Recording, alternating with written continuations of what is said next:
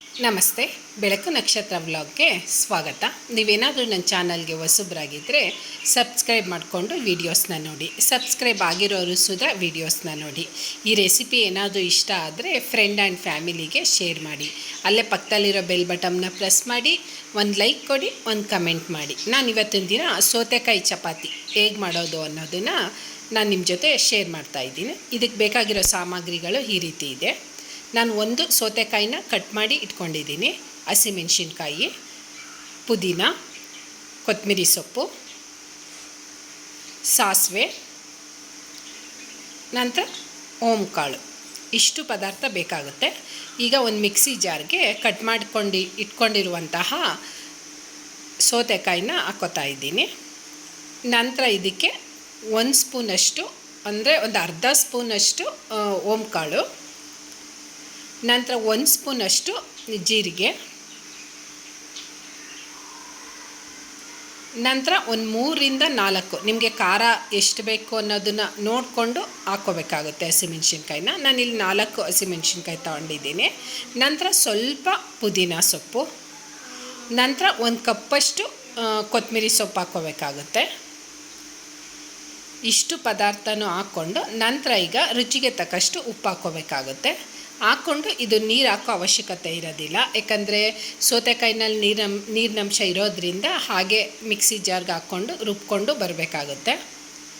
ನಿಮಗೆ ಬೇಕು ಅಂದರೆ ಸ್ವಲ್ಪ ನೀರು ಹಾಕ್ಕೊಳ್ಳಿ, ಅಥವಾ ನೀರಿನಂಶ ಇರೋದ್ರಿಂದ ಅವಶ್ಯಕತೆ ಇರೋದಿಲ್ಲ. ನಂತರ ಒಂದು ಬೌಲ್ ತಗೊಂಡು ಅದಕ್ಕೆ ರುಬ್ಬಿಟ್ಕೊಂಡಿರುವಂತಹ ಮಸಾಲೆನ ಹಾಕ್ಕೋತಾ ಇದ್ದೀನಿ. ಈಗ ಹಾಕ್ಕೊಂಡಿದ್ದಾಗಿದೆ. ನಂತರ ಇದಕ್ಕೆ ನೋಡಿ ಈ ರೀತಿ ನೀಟಾಗಿ ನೈಸಾಗಿ ರುಬ್ಕೊಂಡಿದ್ದಾಗಿದೆ. ನಂತರ ಇದಕ್ಕೆ ಒಂದು 4ರಿಂದ 5 ಸ್ಪೂನಷ್ಟು ಅಂದರೆ ದೊಡ್ಡದು ಸ್ಪೂನಷ್ಟು ಗೋಧಿ ಹಿಟ್ಟು ಹಾಕ್ಕೋತಾ ಇದ್ದೀನಿ. ಆಮೇಲೆ ಸ್ವಲ್ಪ ಹಾಕ್ಕೊಂಡು ಮಿಕ್ಸ್ ಮಾಡಿಕೊಂಡ್ರೂ ನಡೆಯುತ್ತೆ. ನಾನೀಗ ಸ್ಟಾರ್ಟಿಂಗ್ ಒಂದು 5 ಸ್ಪೂನಷ್ಟು ಹಾಕ್ಕೊಂಡು ಎಲ್ಲ ನೀಟಾಗಿ ಮಿಕ್ಸ್ ಮಾಡ್ಕೋಬೇಕಾಗುತ್ತೆ. ಸೇಮ್ ನಾವು ಚಪಾತಿ ಹಿಟ್ಟು ಯಾವ ಅದಕ್ಕೆ ಕಲಿಸ್ತೀವಿ ಅದೇ ರೀತಿ ಮಿಕ್ಸ್ ಮಾಡಿಕೊಂಡು ಕಲಸಿಟ್ಕೋಬೇಕಾಗುತ್ತೆ. ಈಗೆಲ್ಲ ನೀಟಾಗಿ ಮಿಕ್ಸ್ ಮಾಡ್ಕೋಬೇಕಾಗುತ್ತೆ, ಯಾಕಂದರೆ ಉಪ್ಪನ್ನು ಆಲ್ರೆಡಿ ಹಾಕಿರೋದ್ರಿಂದ ಉಪ್ಪು ಹಾಕೋ ಅವಶ್ಯಕತೆ ಇರೋದಿಲ್ಲ. ನಂತರ ಎಲ್ಲ ನೀಟಾಗಿ ಮಿಕ್ಸ್ ಮಾಡ್ಕೋಬೇಕು. ನಾನು ಕಳೆದ ಸುಮಾರು ಒಂದೂವರೆ ತಿಂಗಳ ಹಿಂದೆನೂ ಪಾಲಕ್ ಸೊಪ್ಪಿಂದ ಚಪಾತಿ ಮಾಡೋದನ್ನು ತೋರಿಸಿದೆ. ಅದು ನೋಡಿಲ್ಲ ಅಂತ ಅಂದರೆ ನನ್ನ ಚಾನಲ್ನಲ್ಲಿ ಇದೆ, ನೋಡ್ಕೊಂಡು ಬನ್ನಿ. ನಂತರ ಈಗ ಇನ್ನೊಂದು ಸ್ವಲ್ಪ ಹಿಟ್ಟು ಹಾಕ್ಕೊಂಡು ನೀಟಾಗಿ ಮಿಕ್ಸ್ ಮಾಡ್ಕೋಬೇಕಾಗುತ್ತೆ, ಯಾಕಂದರೆ ತೆಳು ಆಯಿತು. ಹಾಗಾಗಿ ಈಗ ಇನ್ನೊಂದು ಸ್ಪೂನು ಹಿಟ್ಟು ಹಾಕ್ಕೊಂಡು ನೀಟಾಗಿ ಮಿಕ್ಸ್ ಮಾಡ್ಕೊತೀನಿ. ನೀವು ಲಾಸ್ಟಲ್ಲಿ ಮೂಮೆಂಟಲ್ಲಿ ಒಂದು ಸ್ವಲ್ಪ ಎಣ್ಣೆ ಹಾಕಿ ನೀಟಾಗಿ ಮಿಕ್ಸ್ ಮಾಡಿಕೊಂಡು ಇಟ್ಬಿಟ್ರೆ ನೀಟಾಗಿ ಬನಿ ಬರೋದಕ್ಕೆ ಚೆನ್ನಾಗಿರುತ್ತೆ. ಚಪಾತಿ ಹಿಟ್ಟು ಎಷ್ಟು ಕಾಲ 1 ಅವರ್ 2 ಅವರ್ಗಳ ಕಾಲ ಇಟ್ಟಷ್ಟು ಚೆನ್ನಾಗಿ ಬರುತ್ತೆ ಅಂತಲೇ ಅನ್ಬೋದು ಚಪಾತಿ ಹಿಟ್ಟು. ಅಥವಾ ಒಂದು ಹಾಫ್ ಆನ್ ಅವರ್ ಆದ್ರೂ ಇಡೀ ಚಪಾತಿ ಹಿಟ್ಟು ಕಲಿಸ್ಬಿಟ್ಟು. ನಂತರ ಈಗ ನಾನೆಲ್ಲ ನೀಟಾಗಿ ಮಿಕ್ಸ್ ಮಾಡ್ಕೊಂಡಿದ್ದಾಗಿದೆ. ಈಗ ಆ ನಂತರ ಒಂದು ಪ್ಲೇಟ್ ಕ್ಲೋಸ್ ಮಾಡಿಬಿಟ್ಟು ಒಂದು ಅರ್ಧ ಗಂಟೆ ಅಥವಾ 1 ಅವರ್ಗಳ ಕಾಲನೇ ಇಟ್ಬಿಟ್ರೆ ಹಾಗಾಗಿ ನೀಟಾಗಿ ಚಪಾತಿ ಒತ್ತೋದಕ್ಕೆ ಸಾಫ್ಟಾಗೂ ಬರುತ್ತೆ, ಮತ್ತು ತಿನ್ಬೇಕಾದ್ರೆ ಸಾಫ್ಟ್ ಅಂತ ಅನಿಸುತ್ತೆ. ಆನಂತರ ಈಗ ಹಾಫ್ ಆನ್ ಅವರ್ ಆಗಿದೆ. ಈಗ ನೋಡಿ ಎಲ್ಲ ಇಷ್ಟು ಚೆನ್ನಾಗಿ ಒಂದು ಸ್ವಲ್ಪ ಲೈಟಾಗಿ ಉಬ್ಬಿದೆ ಅಂತಲೇ ಅನ್ಬೋದು, ಯಾಕಂದರೆ ಬನಿ ಬಂದಾಗ ಸಾಫ್ಟಾಗಿ ಚೆನ್ನಾಗಿರುತ್ತೆ ಮಾತ್ರ. ಇನ್ನೊಂದು ಸಲ ಎಲ್ಲ ನೀಟಾಗಿ ಮಿಕ್ಸ್ ಮಾಡಿಕೊಂಡು ಇಟ್ಕೊತಾ ಇದ್ದೀನಿ. ನಂತರ ಈಗ ಒತ್ತೋದಕ್ಕೆ ರೆಡಿ ಮಾಡ್ಕೊತಾ ಇದ್ದೀನಿ. ಈಗ ಕಲಸಿಟ್ಕೊಂಡಿರೋ ಹಿಟ್ಟು ರೆಡಿಯಾಗಿದೆ, ಆಲ್ರೆಡಿ ಸಾಫ್ಟ್ ಬಂದಾಗಿದೆ. ನಂತರ ಈಗ ಲಟ್ಸೋದಕ್ಕೆ ಹಿಟ್ಟು ತೊಗೊಂಡಿದ್ದೀನಿ, ಗೋಧಿ ಹಿಟ್ಟನ್ನು.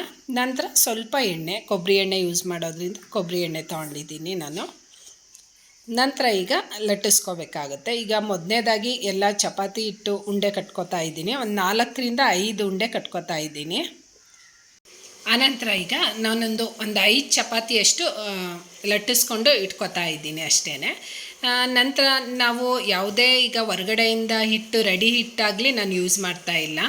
ಗೋಧಿ ಕಾಳನ್ನ ಅಂಗಡಿಯಿಂದ ತಂದು ಅದನ್ನು ತೊಳೆದು ಬಿಸಿಲಲ್ಲಿ ಒಣಗಿಸಿ ಮಿಲ್ಗೆ ಹಾಕಿಸ್ಕೋಬೇಕಾಗುತ್ತೆ. ಯಾಕಂದರೆ ಗೋಧಿ ಕಾಳನ್ನ ಹಾಗೇ ಮಿಲ್ ಹಾಕ್ಸ್ಕೋದ್ರೂ ತುಂಬಾ ಯಾಕಂದರೆ ಔಷಧಿ ಎಲ್ಲ ಹೊಡೆದಿರ್ತಾರೆ ಹುಳ ಬರಬಾರ್ದು ಅನ್ನೋ ಕಾರಣಕ್ಕೆ. ಹಾಗಾಗಿ ಆದಷ್ಟು ನೀವು ಗೋಧಿ ಕಾಳನ್ನ ಅಂಗಡಿಯಿಂದ ತಂದ ತಕ್ಷಣ ಅದನ್ನು ತೊಳೆದು ಬಿಸಿಲಲ್ಲಿ ಒಣಗಿಸಿ ಒಂದು 2 ದಿನ ಒಣಗಿಸೋದು ಆದ್ರೂ ಆಗುತ್ತೆ, 2 ದಿನನಾದರೂ ಬೇಕಾಗುತ್ತೆ.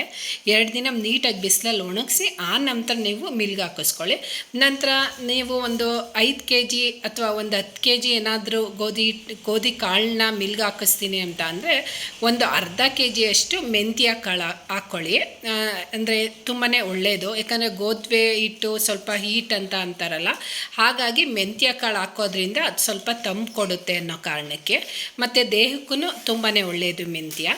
ನಂತರ ನಿಮಗೆ ಮೆಂತ್ಯ ಕಾಳಿಲ್ಲ ಅಂತ ಅಂದರೆ ಸೋಯಾಬೀನ್ ಕಾಳು ಬರುತ್ತಲ್ಲ, ಅದನ್ನು ಬೇಕಾದರೆ ನೀವು 1 kg ಅರ್ಧ kg ಹಾಕ್ಕೊಂಡು ಮಿಲ್ ಮಾಡಿಸ್ಕೋಬೋದು. ತುಂಬಾ ಚೆನ್ನಾಗಿರುತ್ತೆ ಅಂತ ಅನ್ಬೋದು, ಮತ್ತು ಆರೋಗ್ಯಕ್ಕೂ ತುಂಬಾ ಒಳ್ಳೆಯದು. ನಂತರ ಈಗ ನಾನು ಚಪಾತಿ ಹಿಟ್ಟು ಲಟ್ಟಿಸ್ಕೊಂಡು ಅದನ್ನು ಫೋಲ್ಡ್ ಮಾಡಿ ಲಟ್ಟಿಸ್ಕೊತಾ ಇದ್ದೀನಿ, ಯಾಕಂದರೆ ಉಬ್ಬಿ ಬರುತ್ತೆ ಅನ್ನೋ ಕಾರಣಕ್ಕೆ. ತುಪ್ಪ ಬೇಕಾದ್ರೂ ಯೂಸ್ ಮಾಡ್ಕೋಬೋದು. ನಾನಿಲ್ಲಿ ಕೊಬ್ಬರಿ ಎಣ್ಣೆ ಯೂಸ್ ಮಾಡ್ತಾ ಇರೋದ್ರಿಂದ ಕೊಬ್ಬರಿ ಎಣ್ಣೆ ಹಾಕ್ಕೋತಾ ಇದ್ದೀನಿ. ಎರಡು ಫೋಲ್ಡ್ ಮಾಡಿಬಿಟ್ಟು ಲಟ್ಟಿಸ್ಕೊತಾ ಇದ್ದೀನಿ. ನೀಟಾಗಿ ವರ್ಕೆ ಥರ ಬರುತ್ತೆ ಅನ್ನೋ ಕಾರಣಕ್ಕೆ. ನಂತರ ನೀವೇನಾದರೂ ಮಾಮೂಲಿಯಾಗೇ ಲಟ್ಟಿಸಿ ಇಟ್ಕೋತೀನಿ ಅಂದ್ರೂ ಓಕೆನೇ, ಲಟ್ಟಿಸಿ ಇಟ್ಕೋಬೋದು. ಅಥವಾ ಮಕ್ಳಿಗೆ ಏನಾದರೂ ಕೊಡ್ತಾ ಇದ್ದೀನಿ ಅಂತ ಅಂದರೆ ಕಟ್ ಮಾಡಿ ಶೇಪ್ ಪ್ರಕಾರನೂ ಕೊಟ್ಟರೆ ಅವರು ಖುಷಿಯಿಂದ ತಿಂತಾರೆ ಅಂತಲೇ ಅನ್ಬೋದು. ಮಕ್ಕಳು ಆಲ್ಮೋಸ್ಟು ಸೌತೆಕಾಯಿ ಎಲ್ಲರೂ ಇಷ್ಟಪಡ್ತಾರೆ, ಮಕ್ಳಿಗಂತೂ ತುಂಬಾ ಇಷ್ಟ. ಕೆಲವರು ಮಕ್ಕಳು ತಿನ್ನಲಿಲ್ಲ ಅಂತ ಅಂದರೆ ಈ ರೀತಿ ಸೌತೆಕಾಯಿ ಚಪಾತಿನ ಮಾಡ್ಕೋಬೋದು. ನಂತರ ಅಕಸ್ಮಾತ್ ಸೌತೆಕಾಯಿ ತಂದಿರ್ತೀವಿ ಮರ್ತೋಗಿರುತ್ತೆ, ಅಥವಾ ಆ ಸೌತೆಕಾಯಿ ಬಲ್ತ್ಬಿಟ್ಟಿರುತ್ತೆ, ತಿನ್ನೋದಕ್ಕಾಗೋದಿಲ್ಲ ಅಂತ ಅಂದರೆ ಕಟ್ ಮಾಡಿಬಿಟ್ಟು ಅದು ಮಧ್ಯಭಾಗ ಅದು ಬೀಜ ಎಲ್ಲ ಇರುತ್ತಲ್ಲ ಅದನ್ನು ತೆಗೆದ್ಬಿಟ್ಟು ಈ ರೀತಿ ಚಪಾತಿಗೆ ಹಾಕ್ಕೊಂಡು ಮಿಕ್ಸ್ ಮಾಡಿಕೊಂಡು ಚಪಾತಿ ರೆಡಿ ಮಾಡ್ಕೋಬೋದು. ಯಾಕಂದರೆ ಹೊರಗಡೆ ಬಿಸಾಕೋ ಅವಶ್ಯಕತೆಯೂ ಇರೋದಿಲ್ಲ, ಮತ್ತು ಬಲ್ತಿರೋದು ತಿನ್ನೋದಕ್ಕೂ ಆಗೋದಿಲ್ಲ ಅಂತ ಅಂದರೆ ಈ ರೀತಿ ರೆಸಿಪಿನ ರೆಡಿ ಮಾಡ್ಕೋಬೋದು ಅಂತಲೇ ಅನ್ಬೋದು. ನಂತರ ಈಗ ಚಪಾತಿ ಒಂದು 3-4 ಲಟ್ಟಿಸಿ ಒಂದು ಸೈಡ್ ಇಟ್ಕೋತಾ ಇದ್ದೀನಿ. ನಂತರ ಈಗ ಒಂದು ಹಂಚು ಇಟ್ಕೊಂಡು ನಾನು ಗ್ಯಾಸ್ ಮೇಲೆ ಹಂಚು ಕಾದ ನಂತರ ಸ್ವಲ್ಪ ಎಣ್ಣೆ ಹಾಕ್ಕೊಂಡಿದ್ದೀನಿ. ಹಂಚು ಕಾದ್ಮೇಲೆ ಚಪಾತಿ ಹಿಟ್ಟನ್ನ 2 ಸೈಡು ಬೇಯಿಸ್ಕೋಬೇಕಾಗುತ್ತೆ. ಚೆನ್ನಾಗಿ ಉಬ್ಬುತ್ತೆ ಅಂತಲೇ ಅನ್ಬೋದು. ಆದಷ್ಟು ಸ್ವಲ್ಪ ಕಬ್ಬಿಣದ್ದು ಹಂಚಲ್ಲಿ ಮಾಡೋದಕ್ಕೆ ಟ್ರೈ ಮಾಡಿ. ಸ್ಟಾರ್ಟಿಂಗು ಕೆಲವೊಂದು ಸಲ ಹಿಂಸೆ ಅಂತ ಅನ್ನಿಸ್ಬೋದು, ಕ್ರಮೇಣ ಅದು ಅದೇ ಅಭ್ಯಾಸ ಆಗ್ತಾ ಹೋಗುತ್ತೆ ಒಟ್ಟಿನಲ್ಲಿ. ಈಗ ಮಾಮೂಲಿ ಸಂತೆಗಳಲ್ಲೇ ಸಿಗುತ್ತೆ, ಈ ತೆಳು ಹಂಚುಗಳೆಲ್ಲ ಸಿಗುತ್ತೆ, ಅದರಲ್ಲೂ ಮಾಡ್ಬೋದು. ಯಾಕಂದರೆ ಸ್ವಲ್ಪ ಮಾಡ್ತಾ ಮಾಡ್ತಾ ದೋಸೆ ಎಲ್ಲ ಚೆನ್ನಾಗೇ ಬರುತ್ತೆ ಅಂತಲೇ ಅನ್ಬೋದು. ನಾನು ಇದನ್ನು ಒಂದು 100-150 ರೂಪಾಯಿ ಕೊಟ್ಟು ತೊಗೊಂಡಿದ್ದಂತ ಅನಿಸುತ್ತೆ ಸಂತೆಯಲ್ಲಿ. ಸ್ಟಾರ್ಟಿಂಗ್ ಸ್ವಲ್ಪ ದೋಸೆ ಎದ್ದೇಳೋದಕ್ಕೆ ಕಷ್ಟ ಆಯಿತು, ಆನಂತರ ಪಳಗ್ತಾ ನೀಟಾಗೆ ಬಂತು ಅಂತಲೇ ಅನ್ಬೋದು. ನಾನು ಇದರಲ್ಲಿ ರೊಟ್ಟಿ, ಚಪಾತಿ, ದೋಸೆ ಎಲ್ಲ ಇದರಲ್ಲೇ ಮಾಡೋದು ನಾನು. ಆನಂತರ ಈಗ ಚಪಾತಿ ಬೇಯಿಸ್ಕೊಂಡಿದ್ದಾಗಿದೆ. ಈಗ ಒಂದು ಪ್ಲೇಟ್ಗೆ ಸರ್ವ್ ಮಾಡಿಕೊಂಡ್ರೆ ಇದಕ್ಕೆ ಯಾವುದೇ ಚಟ್ನಿ ಆಗಲಿ ಅಥವಾ ಪಲ್ಯ ಆಗಲಿ ಬೇಕೇ ಆಗಿಲ್ಲ. ಒಂದು ಕಪ್ಪಷ್ಟು ಮೊಸರು ಇದ್ರಂತೂ ಒಳ್ಳೆ ಕಾಂಬಿನೇಷನ್ ಅಂತಲೇ ಅನ್ಬೋದು. ದಿಢೀರಾಗಿ ಮಾಡ್ಕೋಬಹುದಾದಂತಹ ರೆಸಿಪಿ ಅಂತಲೇ ಅನ್ಬೋದು. ಈಗ ಮೊಸರು ರೆಡಿಯಾಗಿದೆ. ಈ ರೆಸಿಪಿ ಗ್ಯಾರಂಟಿ ಟ್ರೈ ಮಾಡ್ತೀರಾ ಅಲ್ವಾ? ಏನಾದರೂ ಇಷ್ಟ ಆದರೆ ಕಮೆಂಟ್ ಬಾಕ್ಸಲ್ಲಿ ತಿಳಿಸಿ. ನಂತರ ಹೇಗೆ ಬಂತು ಅನ್ನೋದನ್ನು ಕಮೆಂಟ್ ಬಾಕ್ಸಲ್ಲಿ ತಿಳಿಸಿ. Thank you.